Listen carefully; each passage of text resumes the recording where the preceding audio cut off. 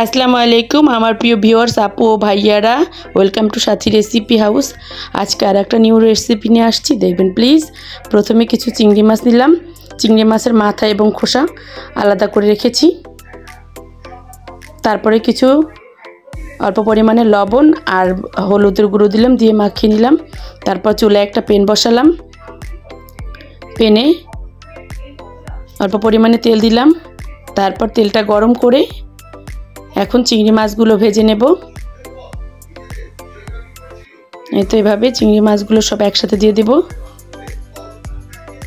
দিয়ে সুন্দর করে লাল লাল করে ভেজে নেব। এই তো ভাজা হয়ে গেছে, এখন তুলে ফেলবো। এখন ওই তেলেই আবার কিছু পেঁয়াজ কুচি দিলাম। পেঁয়াজ কুচিটা ভালো করে বাদামি কালার করে ভেজে নেব। তো বাদামি কালার করে ভেজে নিয়েছি। এখন একটু হলুদের গুঁড়ো, মরিচের গুঁড়ো, লবণ আর আদা রসুন বাটা দিব, দিয়ে ভালো করে মশলাটা কষিয়ে নেব।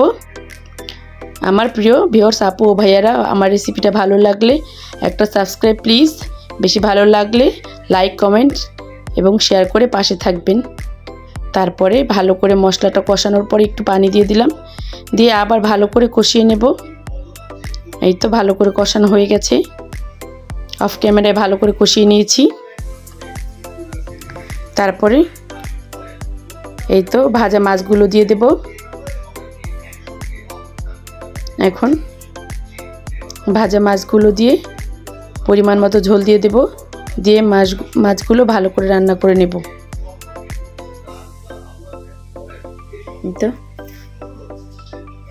এই তো কিছু কাঁচামরিচ, ফালি করা কাঁচামরিচ দিয়ে দিলাম।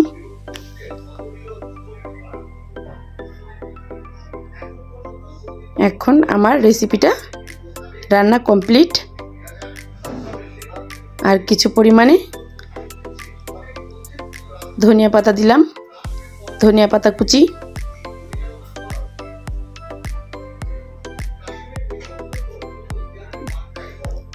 আমার প্রিয় ভিউয়ার্স আপুরা, আসসালামু আলাইকুম, আল্লাহ হাফেজ, ভালো থাকবেন, আমার জন্য দোয়া করবেন।